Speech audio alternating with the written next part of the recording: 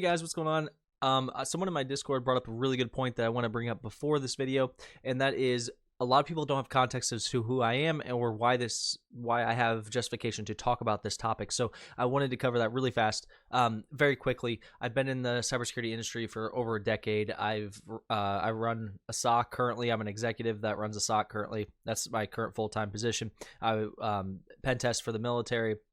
I was an analyst, engineer. I've done some help desk. I've done pretty much every role in security that you can do. I have a consulting company that does pen tests, virtual CISOs, all kinds of different options. So that is who I am. That's my credentials, if you will. And so that is why I feel that I can talk about this and have a justified opinion and have an actual background in this. And yeah, so that gives you guys a little context as to where you're getting your information and lets you know that I'm not just some random person trying to talk about this topic. So thank you guys. Yo, what's going on, guys? Welcome back. Today I am actually taking the SAL1 certification. I met with TryHackMe today, talked to them for a little while. They seem very open to feedback on this, so I want to make sure I take the test. Some of you may ask me in the comments. I know I had some people in Discord ask me like what I'm going to do to prep and stuff. I'll just be honest with you. I'm not doing anything. I'm just going into this completely dry, unaware. I've done 2 of the scenarios in the SOC simulator, so I feel like I'm comfortable enough that I can maybe work my way through it. I'm going to record, but I will obviously not give away anything about the test other than I'm going to show you this process. I'm going to show you basically at steps if I haven't taken the test. So maybe I can show you stuff where I can edit it out so you don't see anything. Maybe I can't. I'm also going to, depending on what I can actually record and stuff, I may have to send the video, or I may not have to, but I may send the video to TryHackMe to say, hey, you guys cool with this?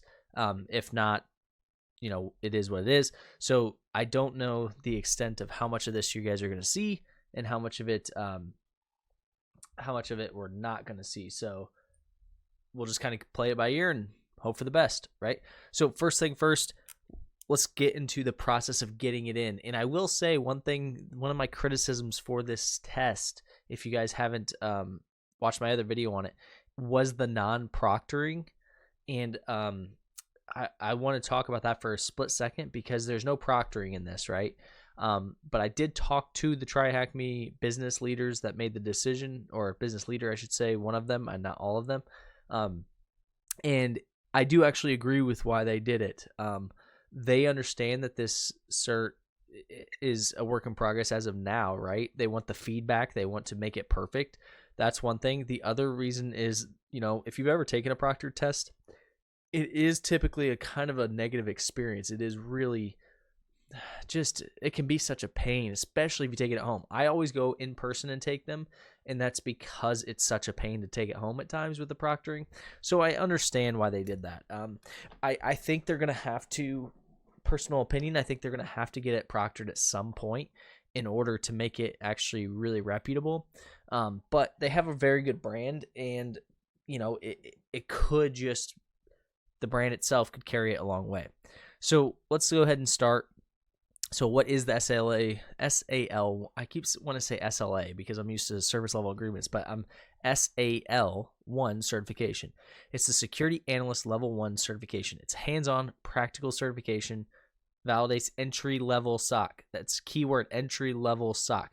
The reason I say that keyword is things like this right here. I don't know who Mad Hat is. I've heard he's a very good YouTuber. I don't know. Nothing against the guy.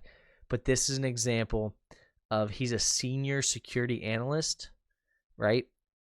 So this is where it's tough. You have a senior level person reviewing this and saying it's perfect. Do I actually believe right here that he even believes that without a doubt test knowledge that SOC analyst needs in order to do their job?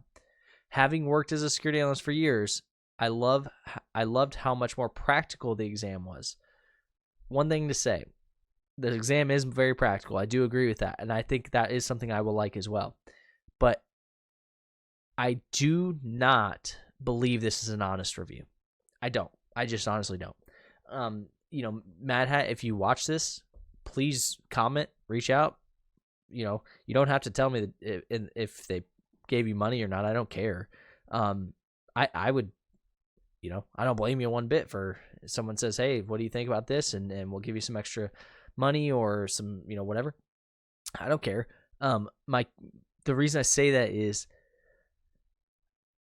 when this review came out, when he took this test, unless he was taking a different version of the simulator, which is very possible, there could have been a further along version than what they had published. But when he did this, he did it pre-release. And please, if anyone knows more details, this is going off of my assumptions based on a lot of it. Let me know. But based on when he would have taken this test and everything, the SOC simulator was in a terrible place, in my opinion. It was not very good. And so I can't possibly fathom that he took it and said, this is awesome. I just don't believe it. I still think it has a long way to go. The simulator, the test simulator may be different. So we may get into that, and I may be completely wrong on that. This is me going into it. I'm giving you my pre-thoughts. I'll give you my thoughts during it, and then I'll give you my thoughts after. So here's what the exam process is supposed to look like. We're going to check in. Obviously, you guys aren't going to see me check in because I'm not going to show my ID. We're going to take the multiple choice. Again, I'm not going to show any questions, anything like that, even though I know they said they have a randomization thing so that you can't actually, even if I were to show you the questions, you won't ever get the same questions and things like that. So I'm still not going to do that. I have more integrity than that. The SOC simulator, the real world scenarios. Again, I'm not going to show you the scenarios. I might blur out the scenarios and show if any changes are on the SOC simulator. There may be no changes, and so I won't show it. I'll just talk about it during and after. So what I'll probably do, go in. I want to keep it fresh, so I'll probably go in, take the 80 questions, stop, because you get 24 hours. Stop, talk to you guys for a bit, then take the SOC simulator 1, talk to you guys for a bit, take the second, talk to you guys for a bit, then give you my feedback based on the results. I'm just going to be honest with you. I did zero prep for this, so I could go in here and bomb this thing. You know what I mean? So just know it's very possible. I could go in here and bomb it. So let's go ahead and get into it. This is the things they cover. This is the things you receive. One thing I think they did very well, they already have a Credly badge. That's important for some things. I will say I don't care much about the Credly badge, but some people do because it's nice to validate your certs. You get a physical certificate. I think that's important. And then you get a digital certificate, feedback, and then instant results. So let's go ahead. I'm going to stop the video.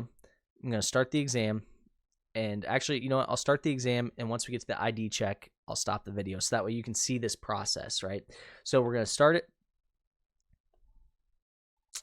Okay, it says right here, before starting the exam, we'll guide you through a quick check-in process. To ensure a successful exam, please read the instructions.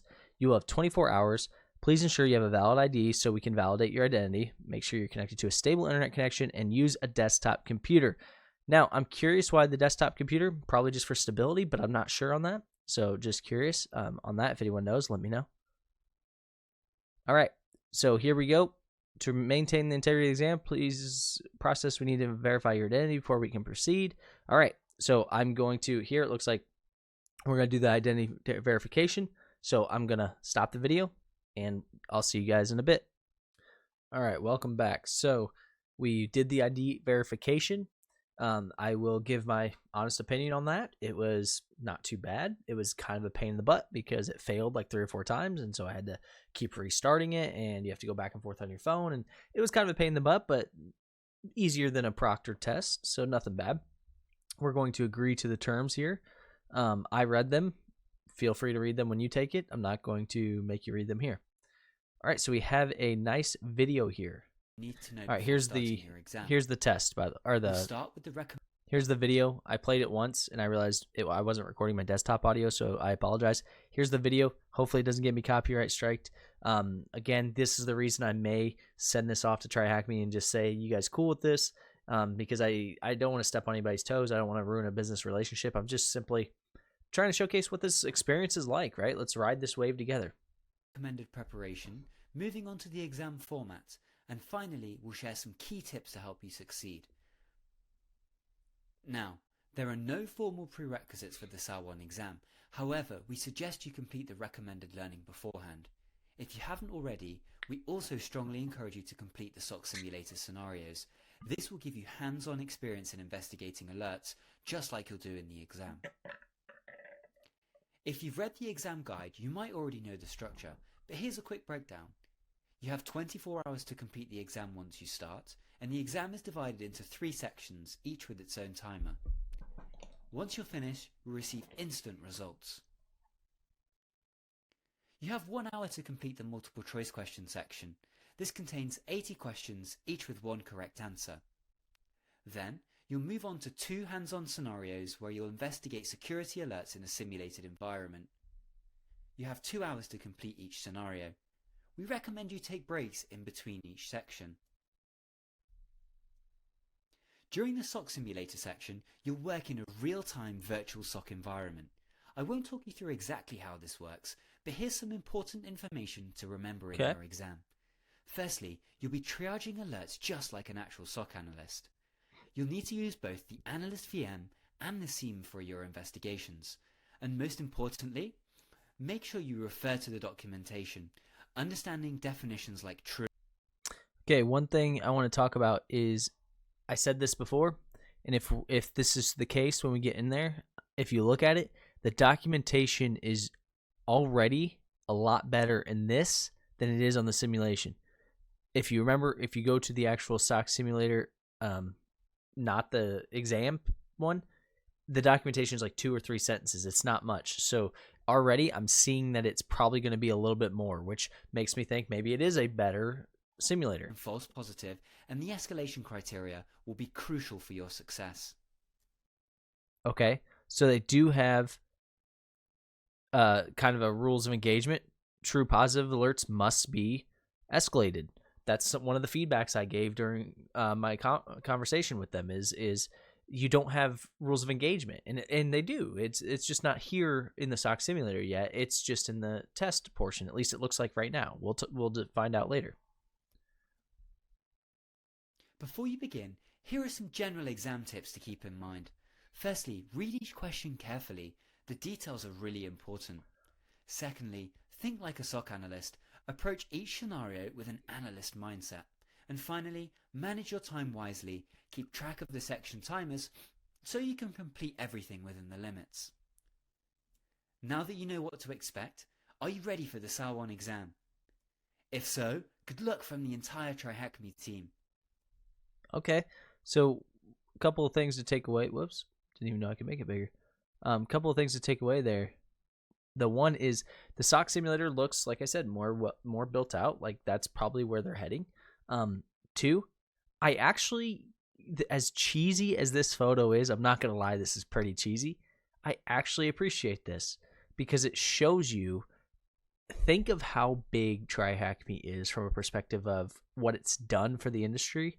And what, it's done for me, for my channel, I should say, and what it's done for you guys, right? Most of you watching this have used TryHackMe quite a bit.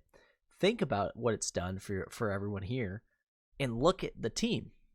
I mean, that's really a very small team to do what they've done, and I'm not even trying to pump their tires. Like, that's good on them. This is impressive. So I think this, as cheesy as this photo is, it shows, these people believe in it.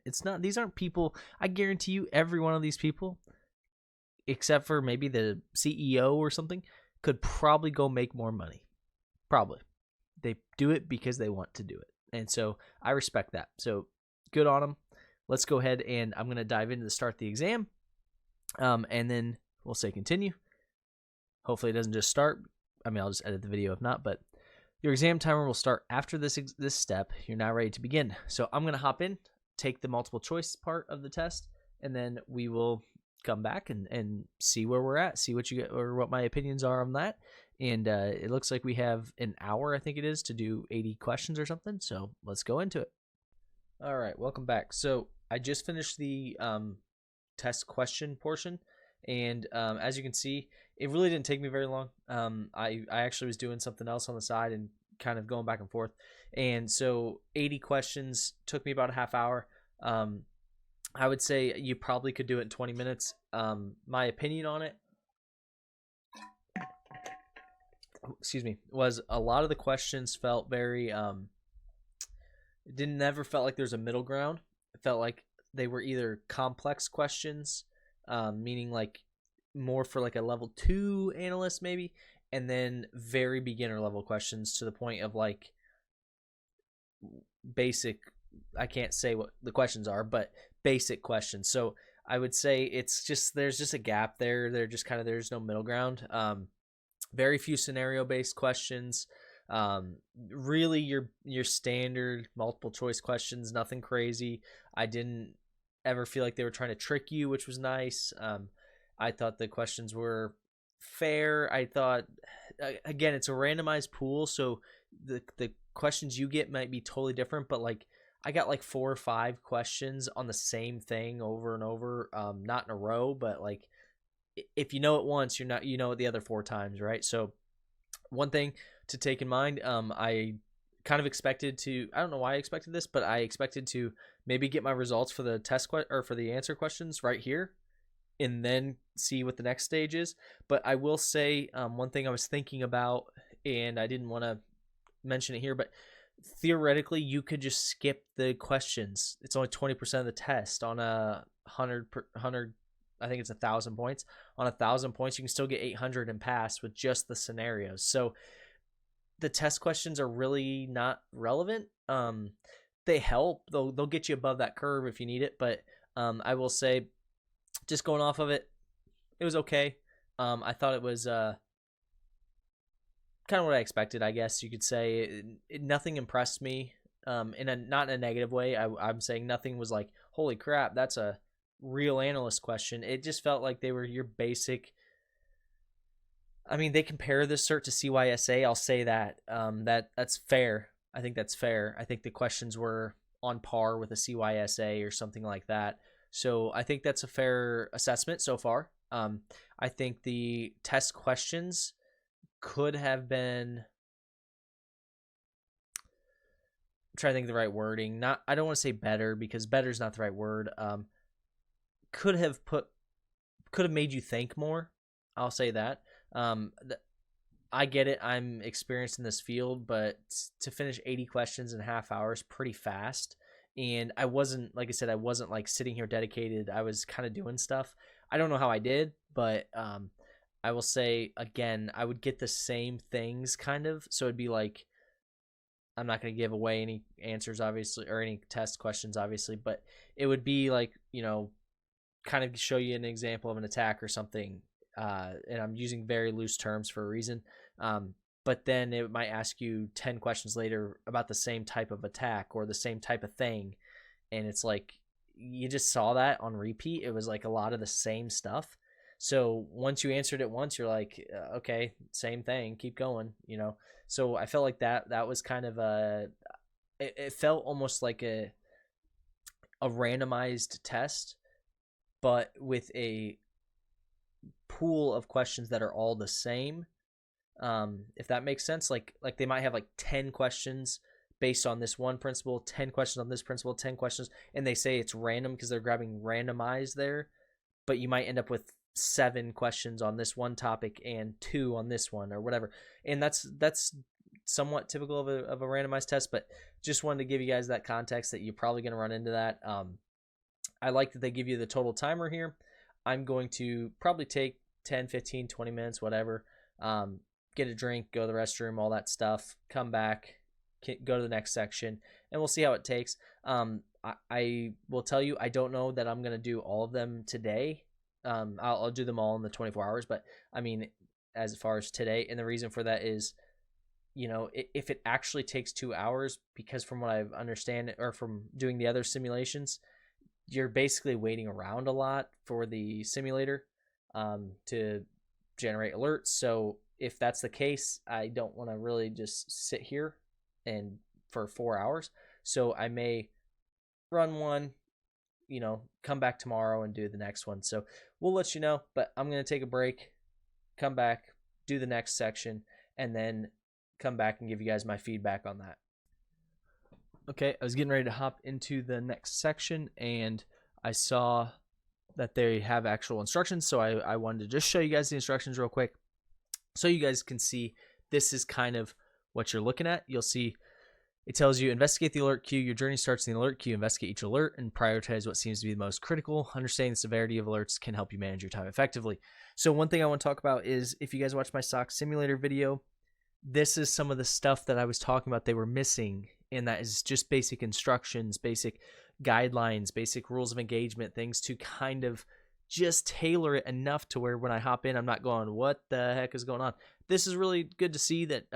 Now, is any of this crazy good? Not necessarily yet. Again, I've given my feedback on that, but this is what I was saying. Just this piece right here, this page alone was missing from the SOC simulator, and that to me was a detriment. They have it. Why they didn't put it in there, I don't know. I can't talk about that, but I think just having this type of thing, and I know this is they probably put a lot more work into the SAL1 certification process, so that's probably why this is done this way. But I think just adding this page to the beginning of the SOC simulator, where you can start the simulation, read this first, helps out tremendously, right? Use the sim to search through the logs and use your analyst VM for deeper analysis. Combine these tools to verify true and false positive alerts. So, two things. One, main thing, just is kind of a joke, but I call it a sim. I know everybody calls it a SIEM. So if you guys have ever worked in this industry, some people call it a sim, some people call it a SIEM. I understand if you're watching this and you're going, it's a freaking SIEM. I get it. I know. I've always called it a sim. I'm going to keep calling it a sim. People might ask me why. I don't know. It's just I look at it. I read sim. I don't know. It is what it is. Just know I understand that I'm saying it maybe incorrectly in your terminology. You're saying it incorrectly in mine. I don't know. I don't know if there's a proper pronunciation. I really don't. I've never looked it up. Don't care. I'm going to call it a sim. So just know that if I'm ever saying sim and you're like, what the heck is he talking about? That's what I'm talking about. Because I have heard people be like, why do you call it that? Just know that. So it looks like you can search through the logs and your analyst VM for deeper analysis. Write your findings as a report for each alert. Determine whether it's true positive or false positive. Clearly document your findings, analysis, and actions taken. I'm a little bit concerned about the report process. We'll dive into that afterwards, and you guys know that. So we'll go to next, and if it's starting the test, I'm going to end the video, but if it's not, then I'll show you guys what's next. Okay, before you begin, so we're going to read this. I want to make sure that I'm not giving you guys any scenario or anything like that. Okay, so my timer up top is started, so just notice that.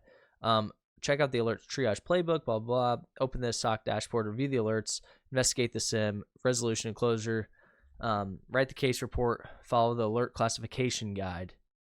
Okay, true positive for unauthorized access threats like malware, okay. Host steps like host isolation, password rotation. False positive, determined to be legitimate, meaning those did not have malicious intent. Rule, Windows account.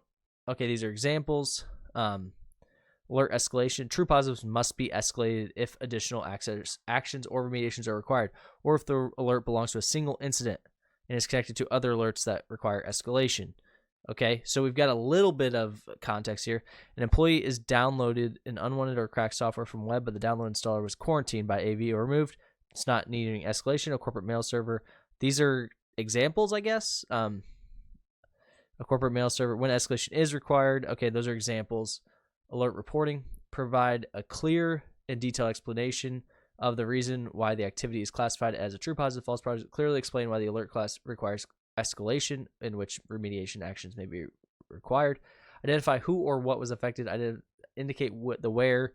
Clarify when. Blah blah. Provide all indicators of compromise associated with the activity. This is what was missing. I said this before. This documentation was not in the SOC simulator. Maybe they've added it in the last couple of days. I don't know. This wasn't in there. So this is what was missing. I've been talking about it. They had it. They just didn't include it, and it's racking my brain why you didn't throw it in here. Maybe they have a plan to, and I'm sure they do. But this is exactly. Okay, so I'm not going to click on stock handover or any of that stuff because I did click on it and it does actually talk about the scenario. I'm not going to give you guys any of that. So I'm going to go ahead and start the scenario. You guys will talk to you after this.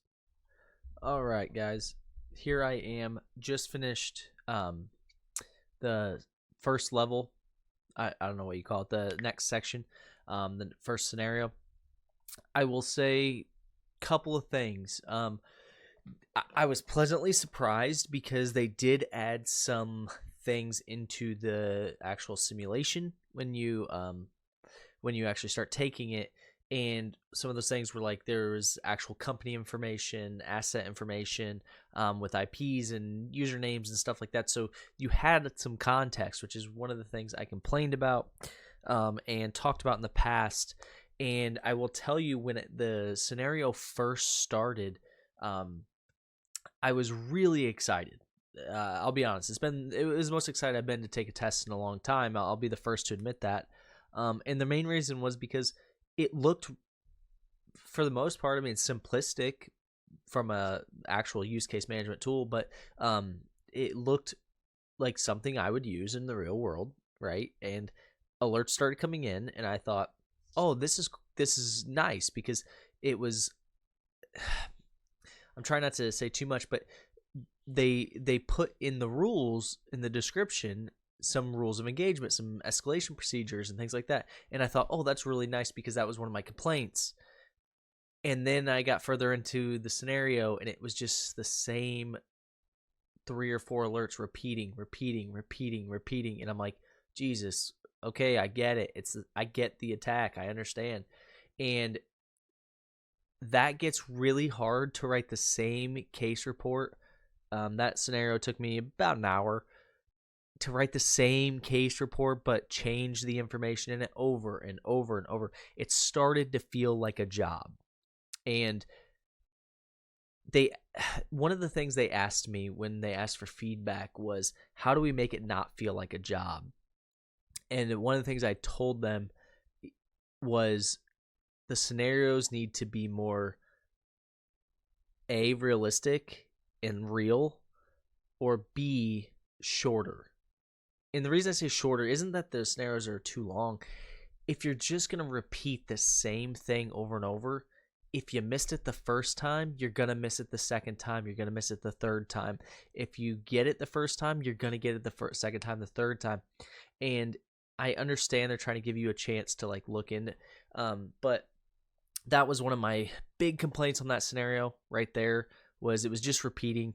The other issue I had with it was the escalation procedures actually started to get really confusing.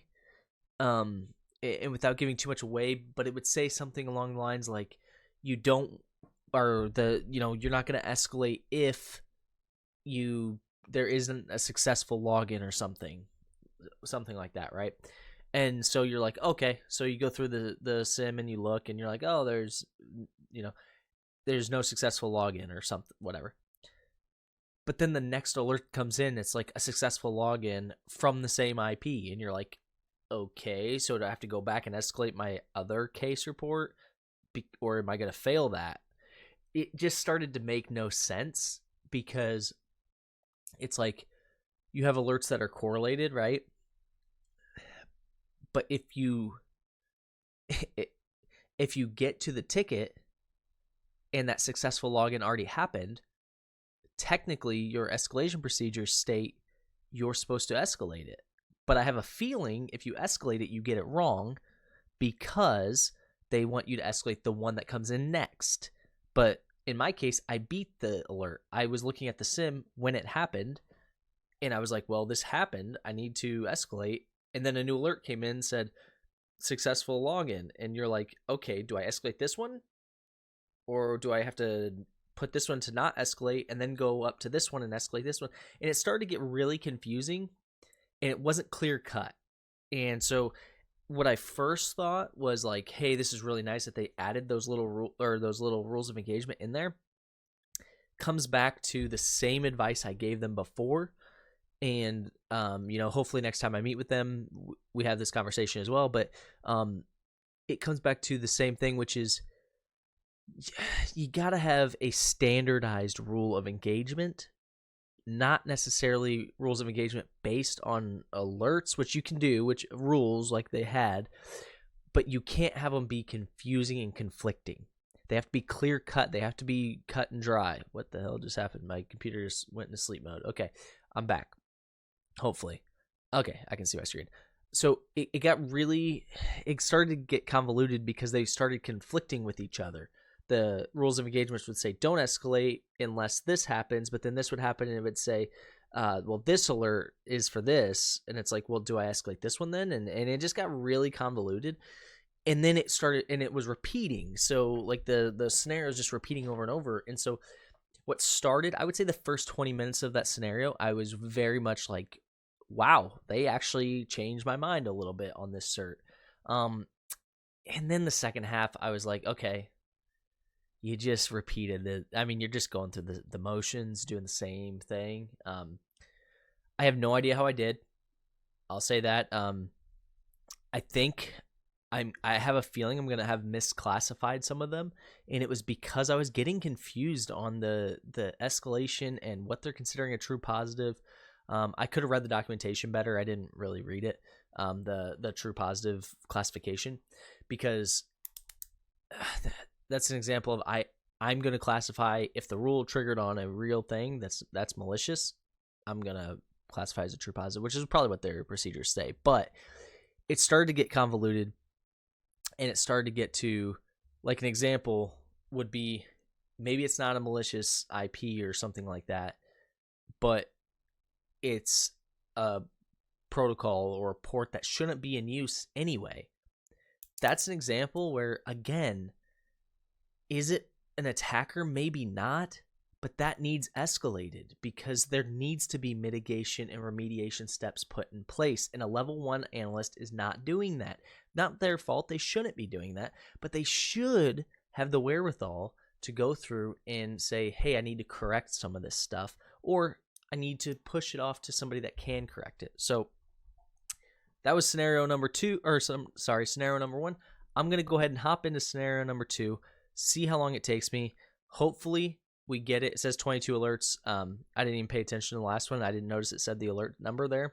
But hopefully we get a good result, and we'll come back and we'll talk about that here in a sec. And who knows, maybe I bombed the thing, and it wouldn't surprise me. I mean, like I said, the last one, the scenario, I felt really confident going in.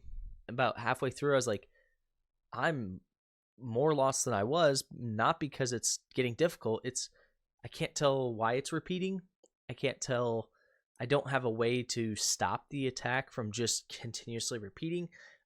I'm watching the attack happen, and I'm trying to escalate at the right times, but also I know it's a test. It's not real, and you can't correlate the alerts. I don't like that. So it just started to get convoluted, and that's where I think some feedback could help, and I think they could make it more tailored. So let's go ahead and hop into scenario number 2, and let's knock it out. All right, welcome back. So you can see here, I actually failed the test. I'm not really surprised. If you look, it's exactly what I said.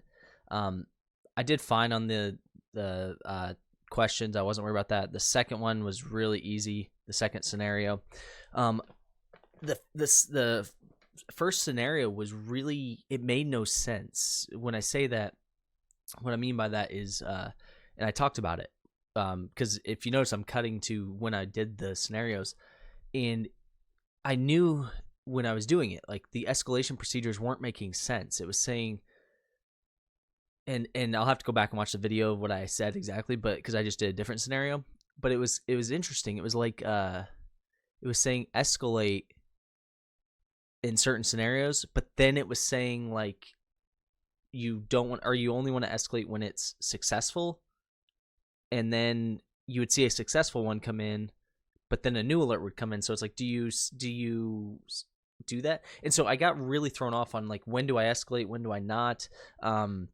what's considered a true positive, because they're saying don't mark it as a true positive unless you see a successful login, but then you would see a successful login, but it'd be later in the thing. So I would go back and change my my alert, and because I would go back and edit it and be like, hey, this is wrong. I had it wrong. There is a successful login. So I got really thrown off on that.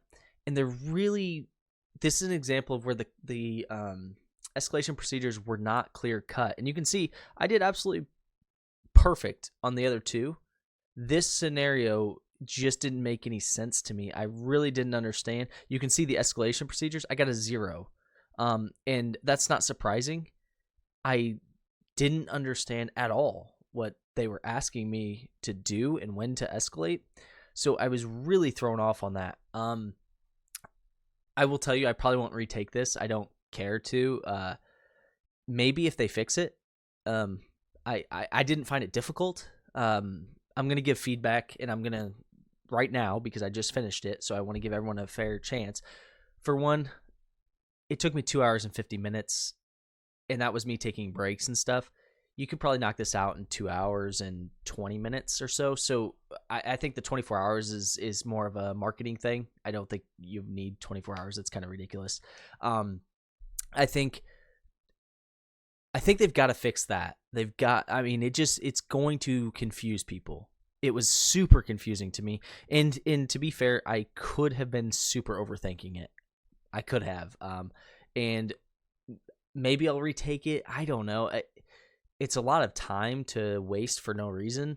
I wanted to take it just to get you guys some context. I'll say it wasn't what I expected. The second scenario, this one, here's where I really and here's the problem. The case report, I'm going to be honest with you guys. Here's what happened with the case reports, right? I got to a point with the case reports because the alerts were so repetitive. I was copying and pasting my case report from each one and going to the next and just changing the indicators. That's how insanely boring it got. I felt like I was at work, meaning like it wasn't fun. And I hate to say that because the first 10, 15 minutes of each scenario was really fun. And then it got to not fun because it got to a point where it's just repeating the exact same alert over and over and over, but it's changing the host name or it's changing the username. And I get that that's real SOC life a lot of times, but you're going to struggle getting people excited about that.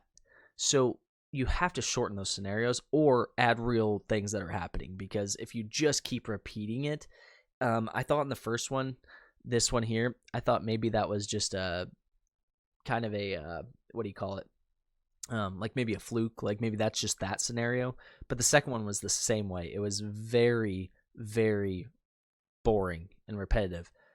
I could probably retake the test right now, and if this is the same scenario, I would fix it because I think I'm trying to understand what they're saying, but I really don't know. So I think I could probably fix it if I figure out what the hell they're talking about. But it got super confused. It was so weird. It was very unique because questions super easy. This one super easy. Why? They got rid of all that crap.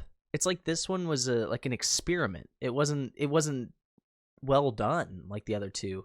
I don't really have an answer. It sucks. The reason it sucks is because if you would have gave me this one and ended the test, I would have been like, that was a pretty good test. That was actually a really, really good test. And then you threw this one in here, and it was like it was a total free-for-all experiment. They didn't have it well thought out. They didn't have the escalation procedures made no sense. They had them in the rules, which I've seen, but they had them in the rules, but like really formatted weird. They had alerts overlapping alerts that don't make sense.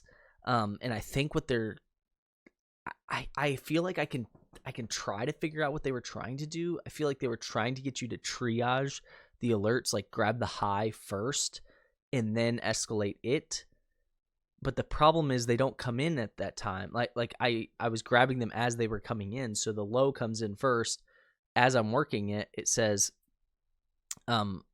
an example is like it says only escalate if there's a successful login. And I say, okay, there's no successful login. I won't escalate. But then a successful login comes in. Do I escalate it now or do I not? It tells me I should, but now there's a new alert for that. So it got to a point where I was like, I honestly have no idea what I'm supposed to do with these because I got 3 or 4 alerts indicating one thing. Do I escalate all of them? Do I escalate none of them? What do I do? So it got super, super confusing. And that could be a me thing, but I will be honest with you, I don't think it is. I think it's because as you can tell, they got rid of that in this one, the command and control. There was none of that. There was nothing like that. It was simple. Here's the rules. Here's what triggered. Do you escalate it? Do you not? Here's some rules of engagement, blah, blah. Super simple, super easy. As you can see, no problem. Passed real easy. I knew going into it that my case reports weren't going to be perfect. And the reason for that, if you can see, I got perfect on the classifying them and perfect on the escalation. I did not get perfect on the case reports. I knew that was going to happen. Why? Because it got to a point where I'm not going to fill out the same case report or fill out case reports. That's not what I want to do all day. And I understand that like entry-level people will probably take it a little more serious, but I just got to the point where I was copy and pasting them because I'm like, this is the same freaking alert over and over and over. I bet you I had 3 alerts in there. If you looked, I don't know if you could see it, but there was 22 alerts that came in. I bet there was only 3. They were all the same ones. It was the exact same thing over and over and over and over. So that's just a waste of time. And the second one was like that too, but the second one got super complex as far as confusion on what they were trying to do. And so I just wish they wouldn't have had that second one in there or take out all that extra crap. It felt like the second one was an experiment. And I don't know if that's the same scenario everybody gets, if they're testing it out, what the case is. You can see, I mean, you can see I was confused. I have absolutely no idea what was going on. I was very lost. I classified some incidents decent, but my escalation was 0 because I never understood when to escalate and when not to. And then the case report was pretty much what I expected because I didn't know what to fill out, because if you put a false positive or don't escalate, it changes how you fill the case report out. So that got really confusing. So yeah, if you guys want to see me retake it, I guess I will. I don't really know why I would. It doesn't benefit me to have it. I would like to see them fix some stuff. I really would. I would. Man, it was such a unique experience for me for a cert because I've taken so many certs, and every cert I go into it really nervous, right? Everybody does. I wasn't nervous at all because I don't care. And so I went into it no nerves, just wanting to get good feedback for you guys. And I found myself after the questionnaire, because the question I knew was going to be questions, right? But I found myself on the first scenario starting to go, okay, now I'm starting to get a little excited. Like, this is starting to look pretty good. Like, this could be really good. And then I got about 10 minutes in, and I started to go, oh my God, they dropped the ball. And I hate that because I want them to succeed so bad. And then I got to the second scenario, and I got right back to I'm excited again. And I started to have fun. And then I started to see them repeat. And then they kept repeating. And I started to go, oh my God. And I'm right back to, this sucks. So it's one of those things. I have to think honestly, do I think this prepares, this will be my final takeaway, right? Do I think this prepares a SOC analyst level 1? Yes and no. I'll start with yes. I think it shows a SOC analyst level 1 that's in college or something that's never worked in a SOC, what a SOC looks like from the perspective of an alert comes in, you can correlate it to a SIM. That's about it. And I hate to say that. I really do, but that's about it. If you look, they have like a virus total knockoff in there. It's in the SOC simulator too. For one, I found it like it doesn't like refresh. So like when you're putting a new IP in there and clicking it, I didn't even know if it was working. I didn't know if it was just staying the same. Like it doesn't, like even just clicking a button in there didn't like refresh the page. So it felt like, I don't know if it's actually working. So it was okay. It was fine, whatever. But that was an example where, yeah, virus total's fine, but that's not what that you're teaching people to just look for an IP. So that was unique, I guess, that they did that. They had their own. But there's never any reason, even I found myself in here, I found myself forcing myself to go to the sim. I didn't even want to. It had no value at all. You could do this entire thing without the sim. It's pointless.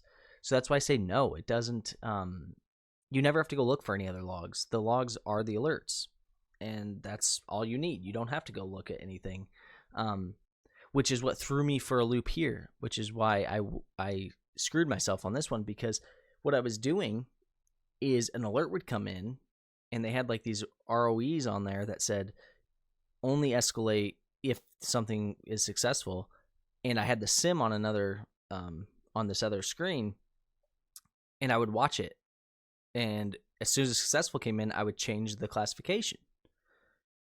That's not what they want you to do here. They want you to just look at the alert, and that's the information you have, just the alert. So I struggle with, why is the sim involved? Why is it in here? Because it just adds convolution. And so I don't think it prepares you for that.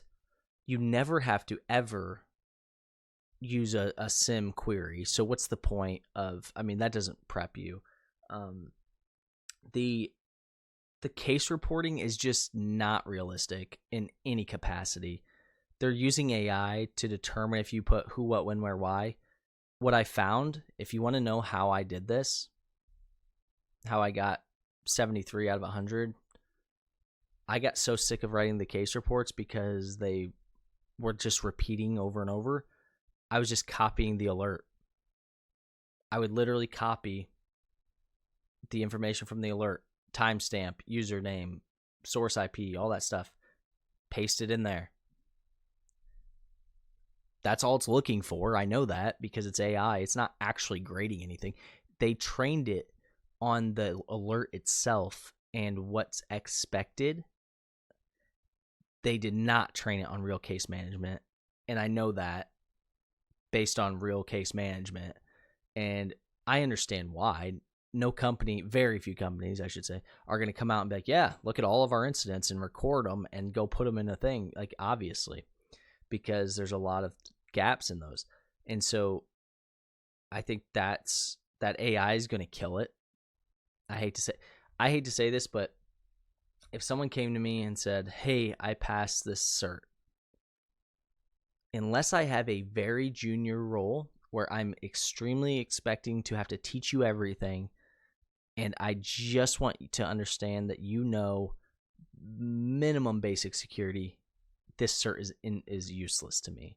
The questions are actually more valuable than the simulation to me.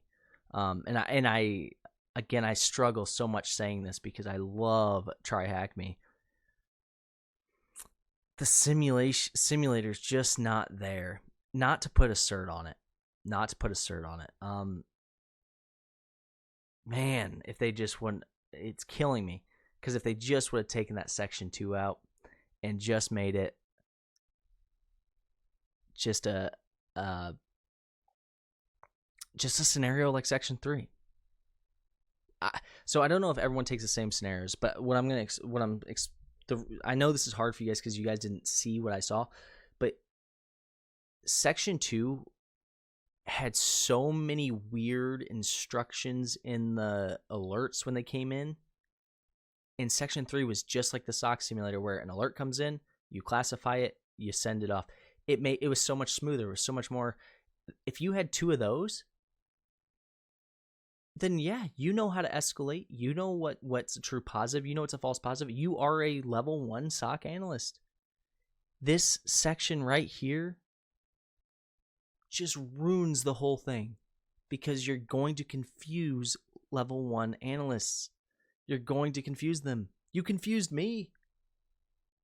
You're going to confuse people, right? Don't make it so confusing. Have a simple rules of engagement. And they did that in the section 3. They got rid of all that other crap. It felt like they bit off a little more than they could chew on section 2, and they were just trying to throw anything at the wall that stuck. And it was like their experimental phase. And section 3 was like their tried and true. And so I think if they had 2 scenarios that were smooth, that were consistent, and that had good rules of engagement, I think this would be a good cert. I really do. For a level 1, for a very level 1, keep that in mind, because none of these alerts ever came in complex. I mean, none of them. Every one of them you could tell what was going on, if it was true or if it was false. Where it got confusing was simply section 2, where they like changed it's only true if this happens and this, and it's only escalated if this and this happens, and it just got like, what the hell I'm trying to follow your rules. This is a true positive because the rule did hit on this, but it doesn't make sense. So yeah, I think it's very easily a good test if they get rid of that simulation or fix it. I think it needs to be shortened a lot. I think you could take 2 hours off this test and get the same result. When you take the test, you'll see the scenarios go through one cycle, and then it does it again, and then it does it again, and you're like, all right, and so I just don't think you need to do that. You know what I mean? So I think that's kind of a silly way to do it, but I do think if you get it for free with the CYSA, then I recommend it. It might as well, right? But I think they did that for a reason, because they want feedback, obviously. And I think after some feedback and some iterations of this, it could be really good. I really do. I think it could be really good. I think in the state it's in, again, I don't know that everybody gets the same scenario as me. So if you get a different scenario, please let me know in the comments, and I could be totally off, and you might have got a different test and it's much smoother. But if you get the same scenario as me and you see what I'm talking about, this version that I took is not indicative of anything. It's indicative actually of a SOC ran very poorly. And so, and that's not a hatred on them. I could see what they're trying to do. They made the section 2 way more complex because they were trying to add those details, and it didn't work the way they were trying. And I think that's where they're in this feedback loop right now of let's fix it. And so I think this was their tried and true, probably one of their first simulations that they built, and this is one they're kind of testing out. So yeah, so I guess down to the nitty gritty, is it worth it? Is it worth $300? No, not in the state it's in. I wouldn't pay that. And that's not even very much for a cert, but I wouldn't pay that. Is it worth it for free? Yeah, give it a shot. It's a fairly easy cert. You just got to figure out the rules of engagement here, and you can see, I mean, once you figure them out, it's easy. It's the figuring out that confusion. You get 2 tries, so do what I did. Take one and see where the heck you're confused, and go back in and take it again. But yeah, I think the big thing is up to you if you think it's worth it. I hope TryHackMe keeps working on it because I do think they're going to improve. I hope they fix it. I hope this turns into something much better. But as of right now, I can't recommend it. Not for money. I can't. Hopefully, I can talk to TryHackMe some more, give some feedback. I know they've got some things in the works, and so I am super excited to see where this thing's at a year from now. But it's I hope they integrate some of this into the actual SOC simulator, and then I hope they take some of this out. So I hope they kind of find that happy medium. It feels like they're kind of all over the place right now, and I think they're going to find it. And when they do, you're going to see a very good product. And that's me being optimistic and hoping. But I try to be an optimistic person. So let me know what you guys think. Let me know if this is something you guys are going to take. If it is, please let me know because I don't know. Do you get the same scenarios or is there different scenarios for everybody? And if you do, let me know what you thought of the second scenario I guess I keep calling it second because it's the second section, but the chaos one. Let me know what you guys think. It felt like chaos. And when I say it felt like chaos, it had nothing to do with the alerts, like the what was coming in. It had everything to do with what they were telling you to do about it. It got super confusing for me and threw me off. So let me know what you guys think. Hopefully you guys enjoyed it. Hopefully this was an honest review. I try to be as unbiased as I can. I really like TryHackMe. I just think they're not there yet with this, and I hope they get there. So thank you guys. Hope you guys have a great day.